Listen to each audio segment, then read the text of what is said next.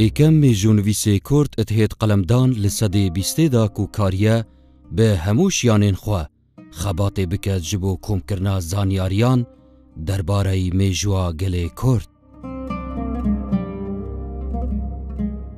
هەر ئێک لە ئەزمانên عەرەبی و هیندی و تورکی و فارسی و فەڕەنسی و ڕووسی زانیە gelek nivîsînên xwe bi evan zimanên cuda nivêsayîne et heman demda wergêrek bilîmet bûye.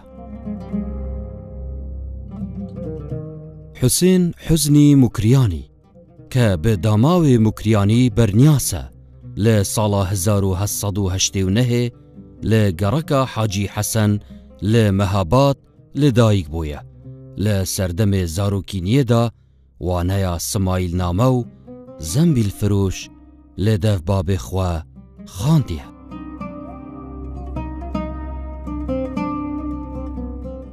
منداڵ لەبەرەوەی تازە پێدەگا مێشتی وەک مێشتی کەسێکی گەورە و کامل نییە. ئیدی دەبی بە جۆرێک لە جۆرەکان بیهینە سەر فێری خوێندنەوەی بکەی فێرە جێڕاگرتنی بکەی لەوانەیە لەو کات زەمبیلفرۆش یەک لەو کتێبانە بوو کە باوکی مامۆستا حوسێن عوزنی موکریانی بە باشی زانیە. ئەو لە بنەماڵەیەکی خانەدان هەروەها لە بنەماڵەیەکی ڕۆشنفکر لەدایک بوو و هەر لە لای باوکیشی کە دەستی بە خوێندن کرد. ئەمە ڕۆڵ و کاریگەری هەبوو لەوەی کەوە لە قۆناغەکانی داهاتوودا زۆر بەرە و پێش بڕواتن بە تایبەتی لە بواری ڕۆشنبیری و خوێندەواریدا. دێژیە 12 ساڵیدا بە ئێکجاری نیشتیمانێ خوشتوی بجێت هێلە ڕۆدکەتە مەراغە تەروێز ئێرەوان ڕۆسیا بۆ دەمێ 2 ساڵان لە دەرڤە ئەتمینە.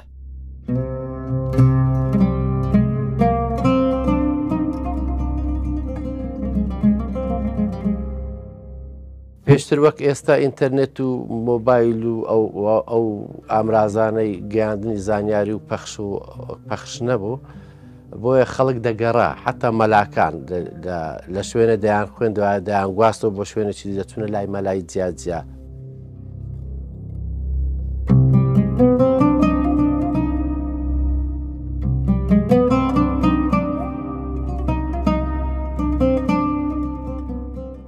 گەڕان بە دوای زانیاری لە دەرەوەی شوێنی لەدایکبوونیان لە دەرەوەی شوێنی نیشتە جێبوون و ئەمە نەریتێک بۆ لە ناو کووردە زۆر باو بووە تایبەتی لە خوێندنی زانستە شەرعیەکان و حتا لە بۆ کارکردنیش و ئەو ناوچێکە ئەو لێ لەدایک بووە نزیک بووە لە سنوورەکانی دەوڵەتی ڕووسیای قەیسەری.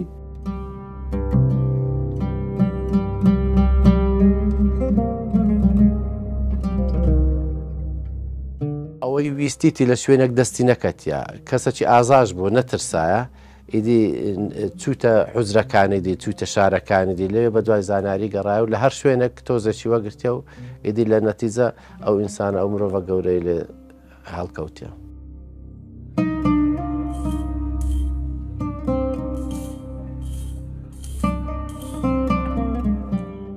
بڕێیا خوشنویسیە خۆ بە خوددان دکرد دیڤدا خۆفێری هونەرێ وێنەگریێ و هەلکۆلینێن لەسەر مس و شوشە و بەر و داران دکرد.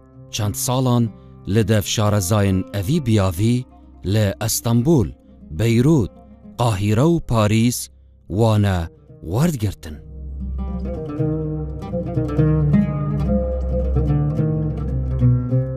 وەک منداڵێکی هەتی و بێبا و گەورە بوو ئەو هەموو دەستکەوتە گەورانەی بەدەستینە ئەو توانی ئەگەر ئەو بتوانین دیارە گەنجێکی ئێستای سەردەمیش دەتانی چاوی لێ بکاتەوە لە ژیانی ئەو فێری دەرس وەگری و فێربیر.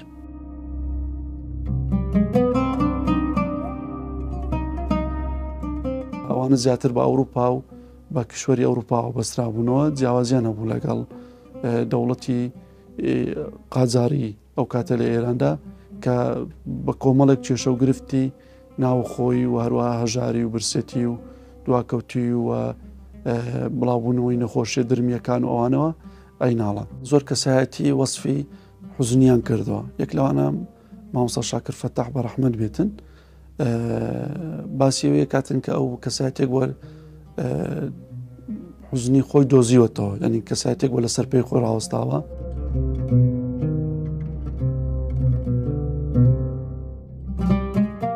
دیڤدا ئەدگەهتە ئارمانجێن خوا و ئەدبیتە زانایەک نیشتیمان پەروەر و ئەدیبێک ڕێنیشاندەر و پێشەسازێک دەستڕەنگین و مێژوونڤیسێک هونەرمەند.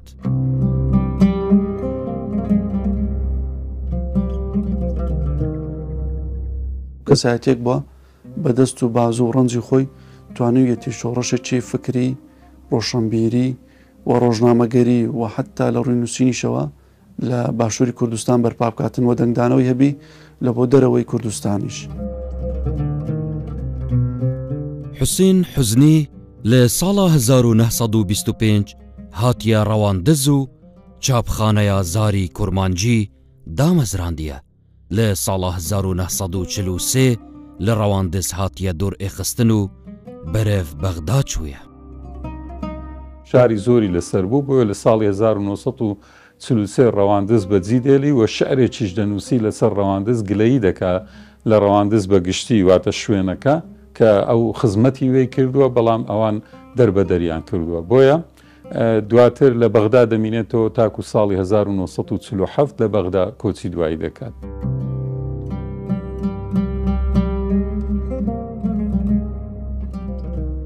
بەڕاستی ئەوە دووربینی مامۆستا پیشانەدا چووکە ئەو چاپخانەی مامۆستا حوسێن حوزنی موکوریانی ڕەوانزە یەکەم چاپخانەیە لە پارێزگای هەولێر.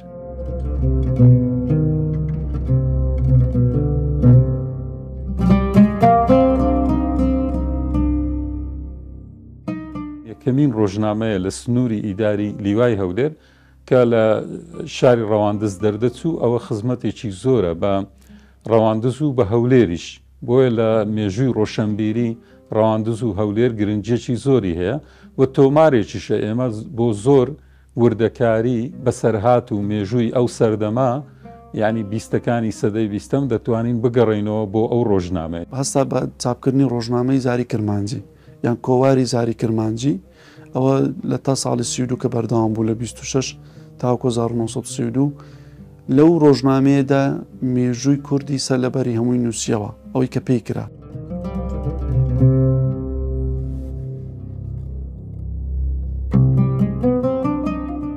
هەموو کەسێک ئەوەی نەبووە وەک بڕێ ئەو جورئەتەی نەبووە بچی لە شوێنێکی وەهادوور سەرشاخ چاپخانەیە دابمەزرێن بە تایبەتی کارەبا نەبووە لەو کاتی هاتووچوو زۆر کەم بووە.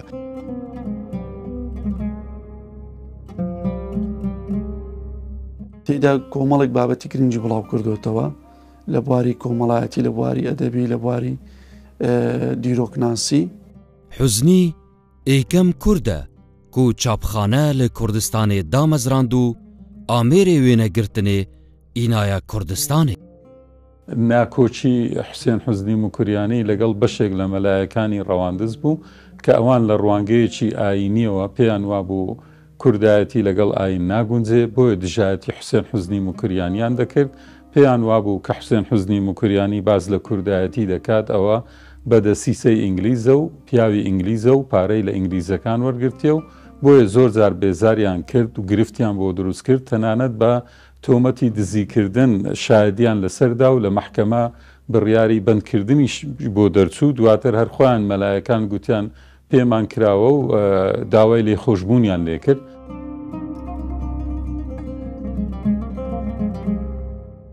ئەگەر مامۆستا حوسێن حوزنی موکوریان لەسەر مێژووی میرانی سۆرانی نەنووسی بە لەوانەیە ئێستا نەمن نەکەسیدی نەی دەتوانێت هیچ بنووسی.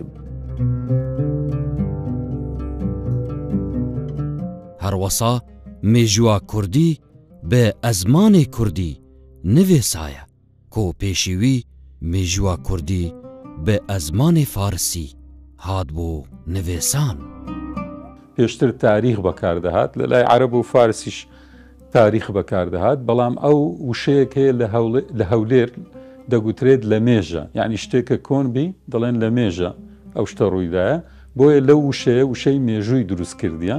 بۆیە دەتوانین بڵێن دانانی وشەی مێژوش بە کوردیەکەی جیاواز لە تاریخ کە لە زمانی عەرەبی و فارسی بەکاردێنرێت دیسان دەگەڕێتەوە بۆ حوسێن حوزنی موکوریانی. بەڵێ بۆیە یەکەمین مێژونووسی کووردە لە کوردستانی باشوور یان کوردستانی عێراق لەسەر ئاستی هەموو پارچەکانی تری کوردستانیش کە نامێلکەیەکی لە سەدەی بیستەم بە زمانی کوردی نووسیەوە بە بنچینەی مێژووی نووسی کوردیشدا ئەندرێ لە سەردەمی نوێدا کە بە شێوازێک لە شێوازەکان پشتی بە سەرچاوەگرتنی زانستی بەستووە. ئەو گوتارانە هەر چەندی برەی گرنگن لەبەرەوەی ئەو کە چووە سۆران کە چووە ناوچەی سۆرانە چووە ڕەواندز نەوەکانی پاشای گەورە هێشتا لە ژیان بوون لە خۆیەوە زانیاریەکانی نەقڵ نەکردەوە بەڵکو گەڕاوەتەوە بۆ کۆمەڵێک سەرچاوی زانستی و مێژووی ئەمەش بۆی ئەوەی کەوا گەڕاوە لە زۆر ناوچەی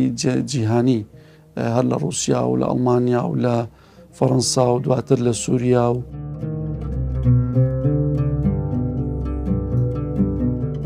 حوسێن حوزنی لە ئەستەمبول و حەلەب بە دزیکیڤە چەندین گوڤار پارڤەکردنە وەک کوردستان، ئارارات، بۆتان، چیا کرمانج، دیاربەکر، سۆران.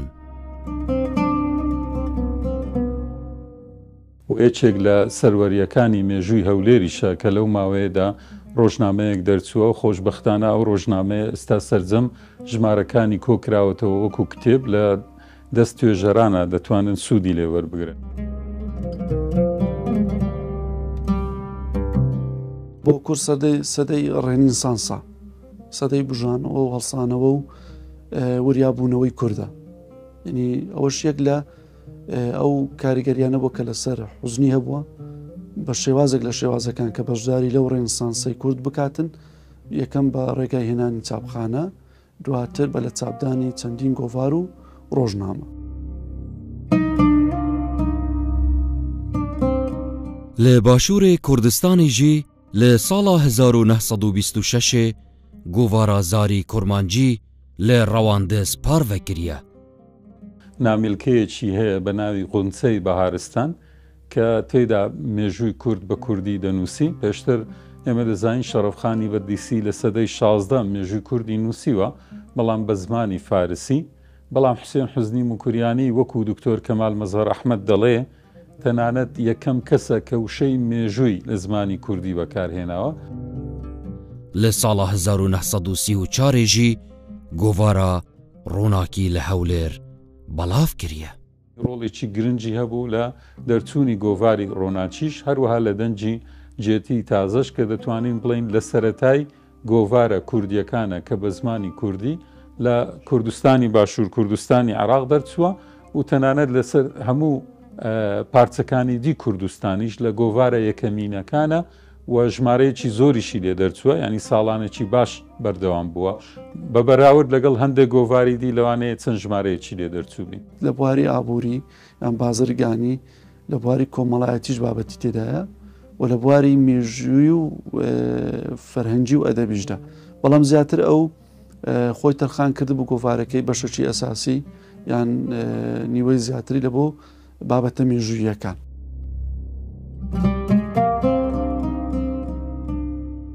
حوزنی لە ئەڤان گۆڤار و ڕۆژنامەیاندا بابەت نوێساینە.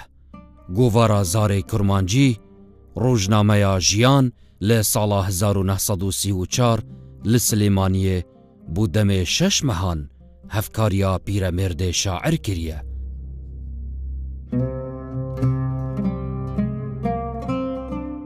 طبعا 6 مانگ لە سلێمانی کەمایەوە بۆی کەوا ڕۆژنامە ژیان دەربچێتن و کە سەرپێخست گەڕایەوە ڕەواندوز. هەروەها ڕۆژنامە گۆڤاری ڕووناچی ئەو مستەفا شید خاوەنی ئیمتیازی بووە کە مەحامی بووە و یەکێک لە مەرجەکانی دەرچواندنی گۆڤار لەو کاتەدا دەبایە خاوەنی ئیمتیازەکەی پارێزەر بیتن. خەڵکی نووسەر و شاعیری ئەوەندە زۆر نەبوو، ژمارەیان ئەوەندە زۆر نەبوو لە کوردستان. مامۆستا حوسێن حوزنی موکوریانی پەیوەندێکی نزیک و دۆستانەی لەگەر پیرەمێرد هەبوو، لەگەر شێخ مەلیک محەموود هەبوو، لەگەر شێخ نووری شێخ ساڵح هەبوو، لەگە هەموو ئەو گەورە پیاوانەی ئەو سەردەمی خۆی هەبوو. یەکدریان دەبینی سەردانی یەکتریان دەکرد، هاوکاری یەکتریان دەکرد، حەسادەت نەبوو. گۆڤارە ڕووناکی لە ساڵا 1934 و 1935 لە باژێڕێ هەولێر گۆڤارە دەنگێ گێتی تازە دناوبەرە ساڵانên 1943 و 1947 لە بەغدا بابەت پارڤەکردنە. دەنگی گێتی تازە گۆڤارێکە کە باڵۆزخانەی بەریتانیا لە ماوەی شەڕی دووەمی جیهانی دەرێچوان و تۆفیق وهابی و حەسەن کوڕی مامۆستا معروف بەرزنجی ئەو سەرپەرشتی ئەو گۆڤارەیانە کرد بەڵام هەڵسۆنێرەری گۆڤارەکەی مامۆستا حوسێن حوزنی موکریانی بووە. لە کوردستانی باشووردا کوردستانی عێراق ئەمە سێ ئاراستەمان هەبوو. ئاراستەیەک پێیان وابوو کورد لەگەڵ دەوڵەتی عوسمانی و تورکیابی ئەوە زیاتر دەستکەوت بە دەستدەینن و زیاتر لە ڕوانگەیەکی ئاینی بوو. ئاراستەیەکی دی پێی وابوو کورد لەگەڵ ئینگلیزدابی بە حکمی ئەوەی ئینگلیز زلهێز بووە و دەوڵەتێکی بەهێزە پاشە ڕۆژی باشتر دەبی.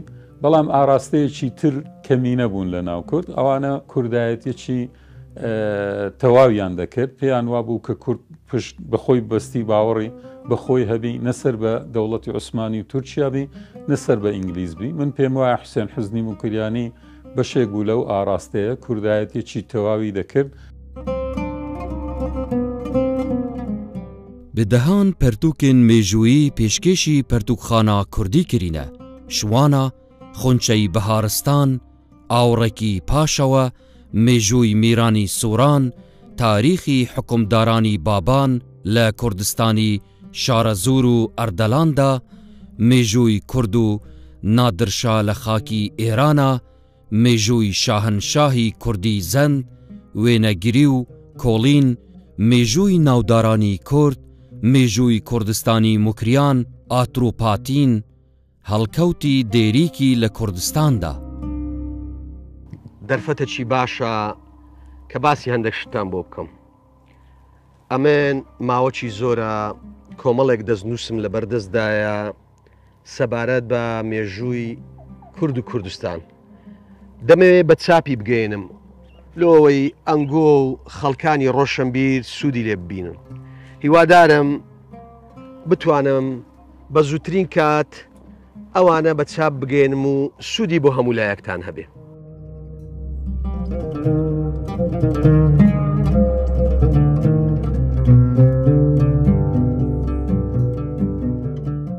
یەک لەوانە خونچەی بەهارستانە ئەو باسی ڕەگ و ڕوشەی مێژووی کوورد دەکاتن و یەکە لەو وەکو وڵامەتشە لە بۆ ڕەشید یاسەمینی کە بە ئەمری ڕەزاشای ئێران ئەو کاتە لە ساڵی 1925 کە کتێبێکی دەرکرد بە ناوی ڕیشەی نەژادی کورد. لەو کەسانەی تێڕوانینێکی ئاینی تەسچیان هەبووە پێیان وابی کە ئەوە دژی ئاینە لە کاتێکدا حوسێن حوزنی موکریانی خۆی کەسێکی ئیماندار بووە و هەر بە سەید حوسێن حوزنی موکریانی ناوی دەهێنرێ و بە هەندێک جار بە شێخیش لە بنەماڵەکە ناویان دەهێنرێ بۆیە پێمان وایە ئەو کەسانە تێڕوانینێکی تەواو نادروستیان هەبووە چونکە ئەو ڕاستە کوردایەتی کردیە بەڵام دژی ئاینیش نەبووە. ئەو وەڵامێکە لە بۆ ئەو ڕاستیشکەمە لەو کاتەدا ئەو زۆر گرینگە ینی پەیبردن بەو مەسەلەیە بۆ وەڵامدانەوەی مێژونووسێکی دەرباری شاهنشاهی ئێران بە وردەکاریەوە ئەوە یەکە لە کتێبە هەرە گرنگە و بنەڕەتەکانی مامۆستا حوسێن حوزنی موکریانی. لە ساڵا 2011 بناو و نیشانێ سەرجەم بەرهەمێن حوسێن حوزنی لە دوو بەرگاندا ئشلای دەستگەهێ ئارازڤە بە پێشەکیە دکتۆرە کوردستان موکریانی دووبارە پێشکێشی پەرتووخانەیە کوردی کردنە. ئەوەی ڕاستی کە دەور و تەسیری زۆر گەورەی هەبوو لەوانە بەڕەحمەت بێ مامۆستا محمود زامدار کە هەموو کتێبەکانی هێنایە سەر ڕێنووسی ئێستا وەکویان باڵێن بۆ پیتی ڕێنووسی ئێستای کە نووسیەوە. دکتۆر کوردستان موکریانی ئیشی ئەوەندە گەورەی کردیە جگە لەوەی هەموو کتێب و نووسینەکانی باوکی جیوی موکریانی لەگە مامۆستا حوسێن حوزنی موکریانی هەمووی کۆ کردێتەوە و جارێک و 2003 بە چاپی گەیاندیە بڵاوی کردیتەوە جارێکی ئەو ڕوحی بە بەرهەمەکانی دایتەوە ڕوحی پێیان بەخشیە. دەستگای ڕاست کە ئەو کتێبەی چاپکردەوە ڕاستی وەکو بڵێ جارێشتر مامۆستا حوسێن حوزنی موکریانی زیندوو کردەوە بە تایبەتی لە ڕێگای بەرهەمەکانیەوە. ئەف مێژوونویسە بوو دەمێ 30 ساڵان خزمەت پێشکەش کردیە لە بیاوێ خزمەتکردن بوو گەلێ کورد خودانێ نزیکی 20 پەرتووکایە 11 پەرتووک لە دوور مێژووە کوردستانێنە. هەوڵی داوە لە ڕێگەی ئەو نووسینە مێژوویانە پیشانی بدا کە کورد حکومڕانی خۆی کردووە کەسایەتی پاڵەوان و حکومڕانی هەبووە بۆ ئەوەی نەوەکانی ئێستاش پشتبەستوو بەو مێژووە باوەڕ بە خۆیان بکەن باوەڕ بە مێژووی خۆیان بکەن باوەڕ بە ئێستای خۆیان بکەن بۆ ئەوەی ئایندەیەکی باشتر بۆ خۆیان دروست بکەن شاعیربی نووسەربی ڕۆژنامە نووسبی مێژوو نووسبی چاپچیبی کلێشە و ئەوانە لەسەر دار هەڵکەنی ئەنی کەسێکی زۆر زۆر دەگمانە لە تاریخی کورد کەسێکی وەها زیرەک و ئەو هەموو کەسێک نەبووە ئەو هەموو بەهرانەی تێدابێ لەو کاتی نەبووە ئەو تاکە کەسە هەتا ئێستا نەکە لە کورد ئەم لە ئەوروپاش لەسەر کە هیچ کەسم نەخوێندیتەوە کە ئەو هەموو ئیشانەی بەخۆی کردبیتن. حزنی مکریانی دبەرپەرێکێدا سەرهاتیاخوا دیگەل پاشایە عێراقێ فەیسەلێ ئێکێ ڤەدگێڕیت ئەدبێژە ئەس لە ماڵ دانیشت بووم خەبەر بوو من هات گۆ پادشا هاتیە ڕەواندز و دوێتە ببینیت. سەرۆک وەزیرانی عێراق دەستە ڕەواندز مامۆستا حوسێن عوزنی مکریانی لەگەری دەبێ کە مەلیکی عێراق دەستە جوندیان بانجی مامۆستا حوسێن عوزنی مکریانی بەخۆی ناچێ هەر لە ماڵەبێ خەڵک هەموو دەچێ ئەو ناچی ئیدی کە دەبینن ئەو لەوێنیە بە سیارەی دەنێرنە دوو مەلیک دەینێرتە دوو بە ئەوی بیبینی قسەی لەگە بکە. ئەمە ئەگەر با بڵین بە دوو دیوەر بگرین ئەگەر بە دیوەک لە ڕووی سیاسیەوە بێتن وەکو پیشاندانێکی لایەنێکی مەلکی عراقی ئەوە زۆر گرنگ بووە ئەگەر بە دیوە ئەرێنیەکەی تەماشە بکەین ئەگە بە دیوە لایەنە نێرینیەکەش تەماشە بکەین کە ویستوتیان وەکو لایەنیەوەی کە تەجروبەی بکەن ئایا لە چەند لە دەسەڵاتی مەلەکێکی عراق ڕازیان لە چەند لە دەسەڵاتی بەڕێوەبەرە ناوچەیەکان ڕازێک چکە ئەو کێشێکی زۆر گەورەی لەگەڵ بەڕێوەبەرە ناوچەیەکانە بە وەکو قایمقامی ڕواندز قایمقامەکانی ڕواندز و هەروەها متەسەڕیفەکانی ئەو کاتی هەولێرێ. لەبەر ڕوشنایە بیرەوەریین حزنی وەسا خویا دبە و ڕەزابە قایمەقامی ڕەواندزێ بە ڕەنگەکێ مححمود فەخری متەسەڕفێ هەولێر لە حزنی دلگیر کردبوو ناوبری فەرمانە دەرکردنا حزنی لە عێراقێ لە ساڵە 1933 دەرکردبوو divê miyanê da Melik Gazi edbîne. پێی دەڵێت تو بەهۆی بڵاوکراوەکانت بیری کوردایەتی و ئەوانە بڵاوەکەی و پێویستە عراق بەجێ بێڵێ یان داوای ئەوی لەکەن کە واز بینیتن. هامیلتۆن لە نزیک کۆبرادەری هامیلتۆن بۆ هامیلتۆن لە بیرەوەریەکانی دەنووسی کە مامۆستا حوسێن عوزنی مکریانی تاکە کەسە لە هەموو جیهان کە نووسینەکە گوتارەکە بەخۆی دەنووسی پیتەکان ڕێزەکات چاپەکاتن گۆوارەکە کاغزەکان کۆ دەکاتەوە دەرزی لێتدا و بڵاوی شەکاتەوە لە بە هەموو ئەوروپا و دنیاشی بڵاوە کردەوە. حوسێن حوزنی مکریانی لە 20 ئەیلوولە ساڵە 1947 لە بەغدا کوچە داویێ دەکرد تەرمێوی و گۆهاستیە بۆ هەولێر لە گۆڕستانە ئیمام محەممەد بخاک ئەتێت سپاردن. لە ڕووی مادیە و ژیانێکی خۆشگوزەرانی نەبردە سەر بەڵکو بە ناخۆشی زۆربەی جار ژیانی بەڕێ دەکرد بەڵام ئەو کوردایەتیەکەی پێ لە خۆشگوزەرانی خۆی و بنەماڵەکەی پێ باشتر بوو. بە بڕای من زۆر زوو بەجێ هێشتین ئەگەر زیاتر مابایە چکە لەو وەختی لە پەنجاکانەوە کارەبە لە کوردستان هەبوو دەیتوانانی ئامێرەی گەورەی چاپ بینی دەیتوانی زیاتر بنووسی دەیتوانی ئەو دەستخەتانەی کە هەیبوو چاپ بکاتن ئەزمونەکی زۆر جوانی نووسینی کۆ کردبەوە ئێمە بەلەدەستدانی ئەو زەرێکی زۆر گەورەمان لێکەوت. هەوڵ بدرێ خانوەکەی بکرێتە مۆزەخانە وەکو سمبڵۆکی کوردایەتی سەیری بکرێ ئەگەر سیاسی سەربازیش نەبی هەرچەندە ئەو دەتوانین بڵێن لە ڕووی سیاسیشەوە ڕۆڵی هەبووە بەلانی کەم سمبڵێکی ڕۆشنبیری کوردی بڕوانینە ئەو کەسە.